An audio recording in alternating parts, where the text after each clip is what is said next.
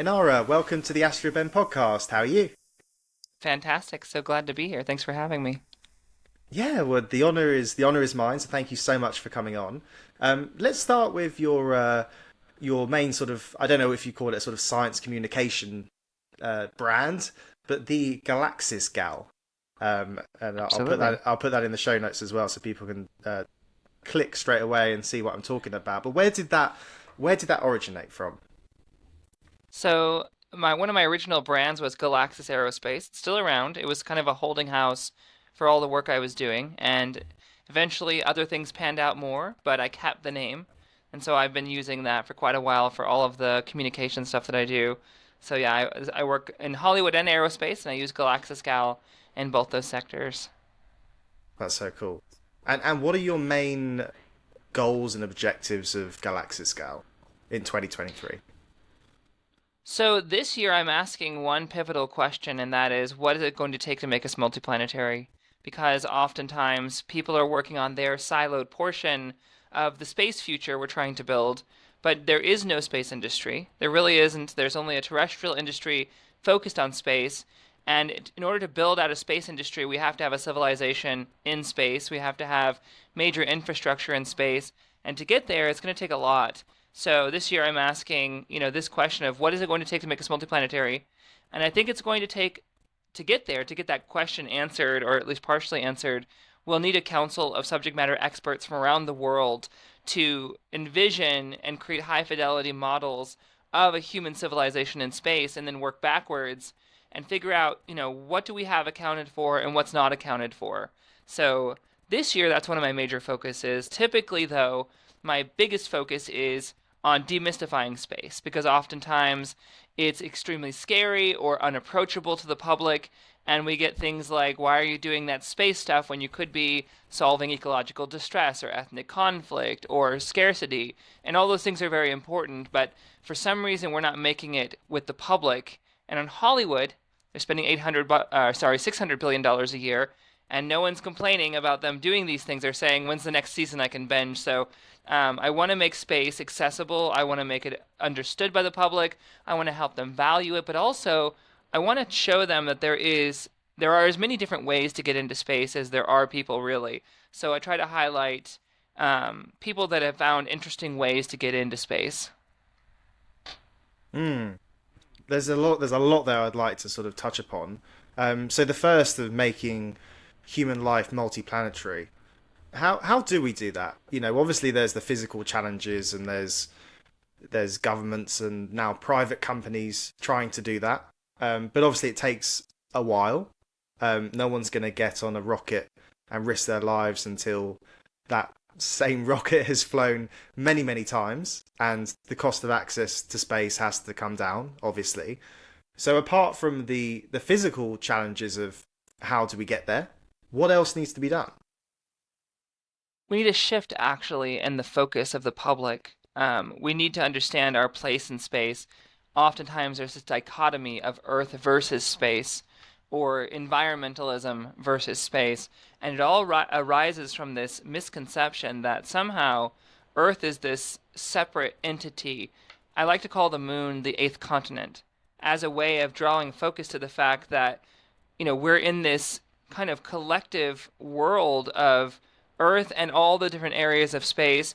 And if you think about Earth as, a corner of a room, really, I think a lot of people are facing the corner and they don't realize the room behind them is where all the great stuff is happening. So I want to get people to turn away from this idea that Earth is completely separate from space and realize that even space weather, things that are happening from the sun, coronal mass ejections and X flares, all of that influences and impacts our daily lives on planet Earth. And then we can also talk about kind of the simpler, quick answers of, satellites. Obviously, if you think about environmentalism, for instance, on Earth, when I was younger, one of the most, I would say probably the pivotal moment for me when I first became aware of ecological distress or environmental distress was seeing the RLC in National Geographic, and they had these shots of throughout the years the RLC shrinking progressively. Those were gathered from space, those images, and everything we know about the ice caps. Not everything, I'm sorry. I'm gonna get crucified here. A lot of what we know about the rate at which the ice caps are melting is coming from data that's being gathered in space. So there's lots of ways that we can talk about how we're connected with space, but that's the big one. I think if we can get the general public to understand that we are living in space and that we are impacted by space, and that all these big questions that we're asking about, or all the big problems really that we're posing, ecological distress, ethnic conflict, scarcity, all of these big things that are happening have one major problem and one major solution, I would say, or one major packet of solutions. We are an ever increasing species, and we're living on a finite ball in space. So if we were to leave this ball and venture out into space where loads of resources are, a lot of what we're experiencing would be corrected. Jerry O'Neill was a huge inspiration for me, and he talked about moving heavy industry off planet, moving people into space to create equity. So I think that mindset shift for me, there's loads of people working on the hardware and the how, but for me, it's the mind shift that I want to bring about. And it's sort of looking at you know you talk about like why should some people who are against space exploration say why should we be spending money on sending people to the moon when there's poverty on Earth? And I think that's a kind of reoccurring theme of a lot of the guests that I've had on the podcast and a lot of people in the industry who understand the benefits of what space discoveries can do back here on Earth, and it's actually convincing the wider public and getting people to understand that solving space solves our problems as well. And I'm interested about you mentioned like thinking about the moon as like the eighth continent. What's your feelings about space exploration and humankind going back to the moon? Obviously we are going back with the Artemis missions and private companies as well, but what are we doing differently? Because I'm sure you may agree that like when we got there in 1969, planting the flag, the American flag, it was all a bit sort of political, and it wasn't with the intention to stay indefinitely. So how do you think we can do it differently and go out into the cosmos as a an Earth collective, or can we do that?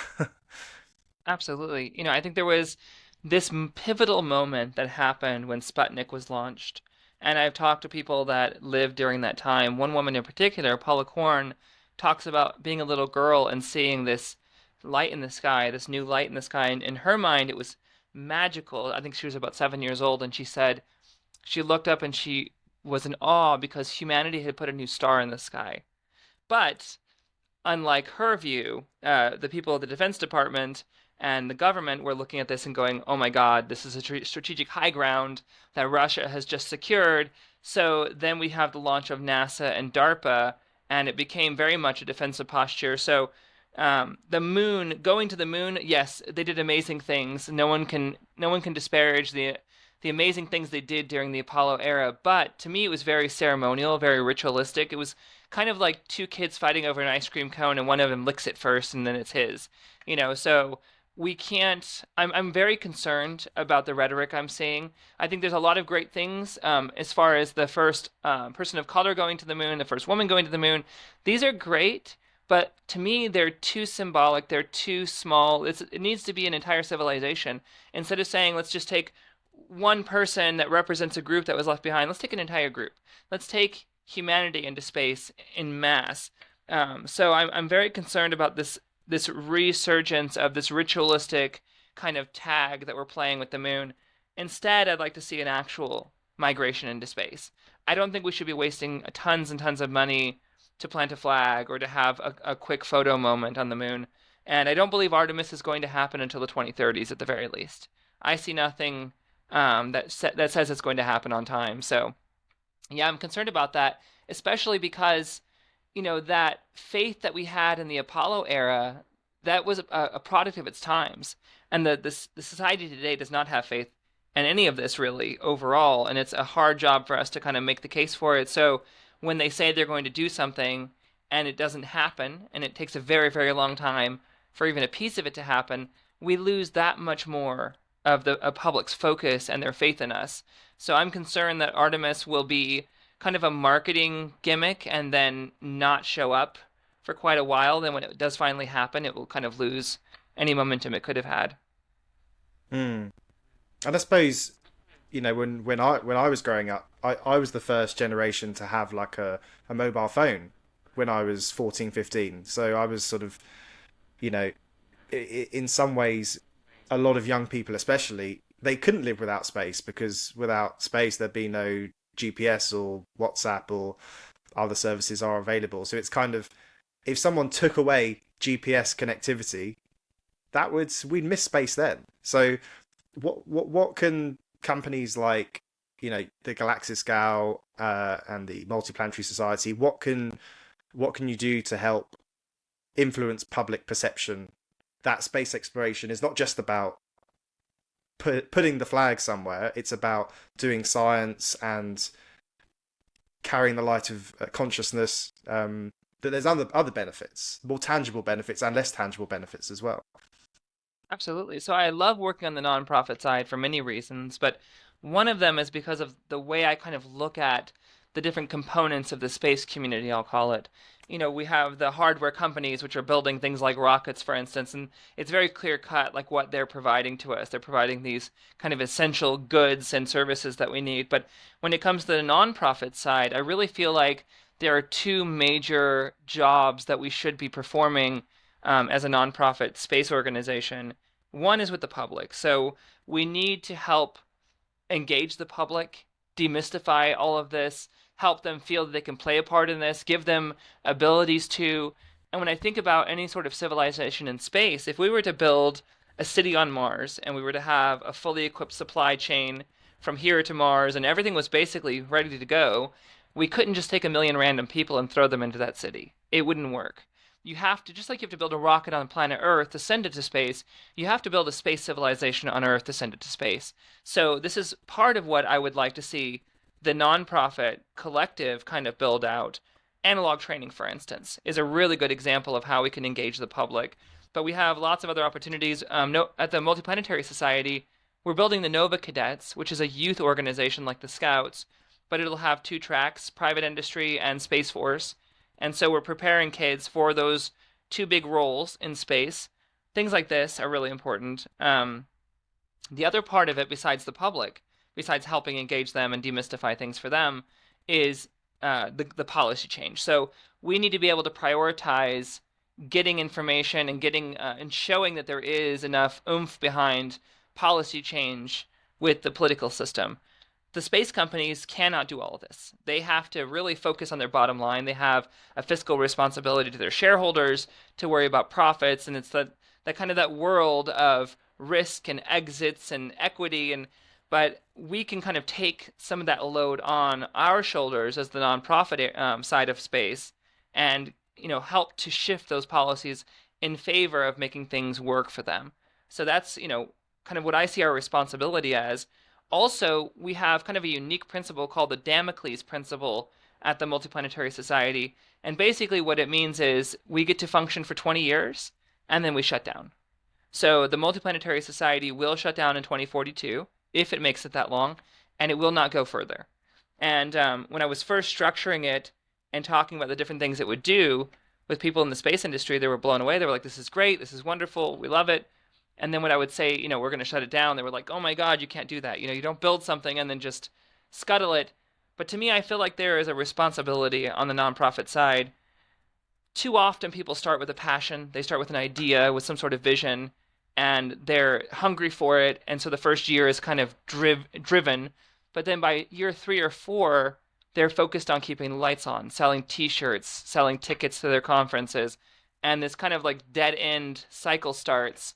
So I want us to be mission focused, and I want us to have a sense of hunger and immediacy that we're shutting down in 20 years. We have to make our mark and get out. So that's one thing I would like to model, is this sense of mission and timing with nonprofits, instead of being kind of started for one reason but then self-perpetuating for so long that you're not really doing anything of value. Mm. And is that 20-year timeline simply because you think we will be a multiplanetary society within that time frame? Is that the hope? And I obviously, expect us to be. but could you not make the case that you know, keeping most companies don't last longer than 20 years. So it's like you almost want to keep people connected to that mission, which is a multi-generational mission. And, if there's other goals of the society, like, creating opportunities for young people, that could take a lot longer. So is it something you've considered that actually, making a multiplanetary species is probably going to take 100 years minimum? So we can talk about it's the same idea as the discussion of where space begins, right? There's all these different concepts of where the point of entry is for space, where space really begins. We can talk about, what it looks like to have a multiplanetary society, and it can be very different depending on who you're speaking to. Some people believe that if we have, 20 astronauts in low Earth orbit in various habitats, that would be a multiplanetary society. Or if we have a base on the moon with Space Force and scientists, that would be a multiplanetary society. So there's different levels to this, obviously, and I can look at the idea of like a burgeoning, fully functioning kind of society in space where um, grandmothers take their grandkids on field trips on Mars. Like, space becomes boring and it becomes easy and it's no longer the big hurdle. Obviously, so there's different levels to it. I do believe it's going to take a very long time, and really, what we're looking at is the never-ending adventure. So humanity is at our best when we're pushing our boundaries, when we're seeking out discomfort, when we're pushing beyond what we know. And we've had several, episodes of this on planet Earth, obviously. Some terrible, some wonderful, kind of the mixture. But they always have their kind of terminus point. In space, we don't really have that same dynamic. We're going to be constantly evolving and expanding, but the Multiplanetary Society isn't there for the whole ride. It's not designed to be something that holds that continuity because their companies have their own rhythm, and the for-profit world has its own rhythms. The non-profit world tends to be very much a world of desperation, of passions, these mixtures of good intentions and need. So I don't want to get caught up in all that. I don't want Multiplanetary Society to have kind of its own momentum, I guess, in a sense. It needs to provide momentum for what it's there to do, and then it needs to be done.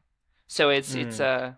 yeah, it's not meant to live on beyond that. But there will be loads of work. I believe that what we start, others will finish, and what we start will be, it'll carry on through many different hands, and obviously long after we're done here. Mm. That makes sense. It kind of, yeah, it kind of reminds me of that quote. I don't know who it is. Maybe it's Newton or someone where, like, people nowadays are they don't want to sort of plant seeds of trees that they're never going to sit under or something like that. Is kind of like, you know, Yeah. being content with being part of a wider purpose. Another purpose and mission that I know you're passionate about is diversity and inclusion and representation in the space industry. Um, and you're executive director of Gaaays in Space. So tell me about that because I know that's something that's close to your heart. Yeah, absolutely. So, I am a trans woman. I was the first trans woman to transition openly on a military base in America. And I grew up in a very small conservative town. Got outed at 16, had death threats against me, had to be moved from my school where I was, a great student, national academic decathlon, National Honor Society. I was comfortable there, I would say. And then after all the death threats started from parents and students, they moved me to a very small school outside of town for delinquents. It was like 18 kids and a parole officer. So it forced me to realize that inclusion meant I could be someplace, I could be involved, I could be part of the group if no one knew who I was, if I was quiet about that part of myself, if no one could see it. And then inclusion, later became you can be here and you can be gay or trans or lesbian, but um, just don't talk about it. We don't want to hear about it. We know you're part of that community, but we don't want to hear about it. And then inclusion went to okay, well you can talk about it, but you have to do things our way, and you have to integrate into the culture, the norm culture around you, and then slowly it changed to pride festivals and Target, having pride gear every year, and there's goods and bads there, but I'm really looking at the point where we reach beyond inclusion, where it's not enough to say, I have a hammer in my bag. I've included it, it's there, and never use it and never really look at designing something in your work that's based on that tool. Now we need to really get to the point where we get to hold the door open for others, and we get to be part of setting the course and looking at us and looking at our unique backgrounds. Any group that's been left out or that's been an outside group has unique skills and perspectives to bring to the table. So I want to help, companies and organizations and society at large realize that when we're left out, yes, we're damaged, but also society at large is damaged because all of these solution bases are left out. And so everyone kind of misses out on this as well. And the other side of this was I was, like I said earlier, I was looking at this dynamic of space doing all these amazing things and the public just not getting it. But on the Hollywood side, people being extremely excited and very much along for the ride. So I set out to figure out how I could change this dynamic. What were we doing wrong on the space side that we could change based on how Hollywood works? And so I found Gays in Space. Gays in Space. And it was the perfect mix for me because it consolidates these things I care passionately about, connecting with the public, the sciences, and advocacy for the LGBTQIA plus communities. And something magical happens when you're talking to a crowd of people on the sci-fi side. San Diego Comic-Con, 200,000 people, they're already halfway there. Unlike the general public, they're already dreaming of these futures. They'll spend their life savings putting on the outfits and collecting the memorabilia because they're dreaming about these futures that they've been shown. And so when you talk to those crowds about space, they're not like, why are you wasting our time or our money? They're like, why don't we have warp drive yet? Can you guys move Hmm. faster? So it's been an amazing journey. And, the actors are this huge draw, obviously.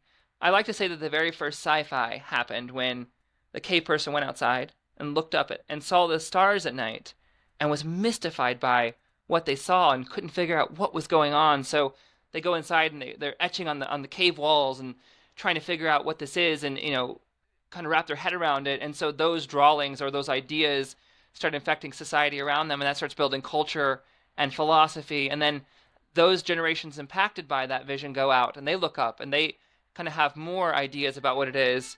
And so we see that when we look at things like Star Trek, for instance. Gene Roddenberry built this amazing vision. He was inspired by the military and by the science of his time and by space that was happening, and he built this vision, and that vision inspired so many people to become scientists and astronauts. So it's this reciprocal kind of interconnected relationship between the dreamers and the doers, between the vision and the action. And so now that I've been on this journey for a few years now, I can't imagine why I didn't do it sooner. And I try to connect as many space companies as possible to the entertainment industry, but also to fashion, to art, to experientials, to high-end, goods, because we have to break outside that bubble and we have to be interconnected. And while we're doing it, we should be addressing who's being left behind. If Mm. we're going to be a multiplanetary civilization, it can't be for those great few that we decided are worthy. It has to be for everybody. And, for me, obviously, I start from the natural kind of my background of, the queer community, but there's loads of other groups that have been left out. And so we try to interconnect with as many of them as possible. Mm. And I guess as the space economy's exploding and there's so many startups these days, these are private companies, sort of Silicon Valley style startups who are a lot more aware of the benefits and the importance of hiring a diverse workforce compared to historic governments and the sort of stereotypical engineers of the Apollo era is very much not reflective of the world we live in today. So what advice would you give to young people who are gay or trans or in a minority who are in the space industry? Because I'm not in that category, but I'm a young person in the industry, and I still feel like there's more to be done. So what advice would you give to them if they were listening to this and are sort of going to these space conferences and thinking about a career in the space industry? Other than going to the Gays in Space conference, which we'll talk about. Um, what what Absolutely. what what else can people do just to feel part of this community? Yeah, that's an amazing question. I'm glad you asked that. There is this power that's inherent in a certain generation of people that is being paid attention to. So marketing organizations around the world and companies, especially tech companies, are looking at the age groups of 14 to 25. And there are people making large amounts of money, devoting 80 hours a week of their lives to assessing what you care about if you're from 14 to 25 because they know you hold all the power. And I think society often doesn't communicate that to the youth. Society often communicates quite the opposite, that you'll get your turn someday, but you don't really matter right now. You'll have to earn your wings. And it's the older generations that really hold all the keys. But honestly, the shape of the world to come is already being laid down by these generations of 14 to 25. So, first of all, I would say I want them to know they have the power, that it is their world to shape.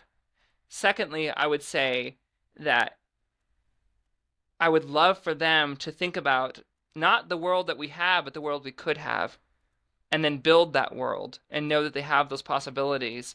And then obviously there's the practical things of spending an hour a day on your craft, or going to conferences, listening to podcasts, reading as many books as possible, taking those classes. Saturate yourself. If you want to be involved in the space industry every single day, dive in. There's so much out there, so much material out there, especially now. I mean, obviously, your podcast is a good example. There are so many amazing sources of knowledge. Start a group, start a club, network with others that have similar passions. We are kind of a product of the people we spend most of our time with. So, there are opportunities like these astronomy clubs, for instance, or spacer clubs or rocket clubs, loads of great things out there. But yeah, I would just say decide what the future is going to look like because it's in your hands. Absolutely. And let's touch on your conference. So the Gaaays and Spaaace conference. When is it? How can people get tickets? And why did you decide to do it? What was your sort of motivation for that? Is it sort of bringing together people who were sort of influential in that industry and sort of benefiting from the group think of people with similar passions and values, I guess. Yeah, absolutely. There was this a powerful moment during COVID that happened. We had these two infectious disease doctors that were trying to get information out to the public, and people weren't listening, and they were having a hard time getting through the filters, and so they wanted to work with us, and so we came with this idea. We got Bob Picardo, who plays the Doctor on Star Trek Voyager. He's also one of the representatives of the Planetary Society, and so we brought these two doctors, and we brought Robert Picardo, and we advertised it as, come and see Robert Picardo talk to real life infectious disease doctors, and if you stay for the talk, we have, like signed memorabilia we're going to be giving away. So loads of people showed up. We even had a school in Africa that came in remotely, and it was an amazing talk because he did his kind of, I'm the doctor from Voyager thing, and people loved it, and they were so excited to talk to him, and then they listened to these doctors. And they stayed. Obviously, they wanted to have this merchandise and this that fun stuff, but they were really engaged.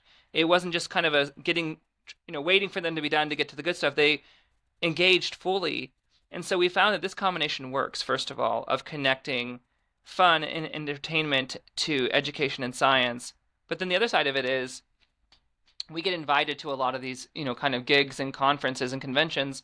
We're at San Diego Comic Con, New York Comic Con, WonderCon, Chicago. We're kind of all over, and we get treated really well often, and sometimes not so well. But no matter where we are, we only get to make a very small amount of impact. And I say small in the sense of relatively small. I mean, we ourselves and other organizations like us are creating safe spaces for the fandom, but we can do a lot more. And so this is the first time we'll have control over the entire convention. We built the convention, we're running it from the very beginning to the very end, and we want to bring the full weight of diversity messaging, inclusion messaging, because when this convention's over, I want people to come away from it having had amazing fun, having built amazing memories, but also I want to infect them.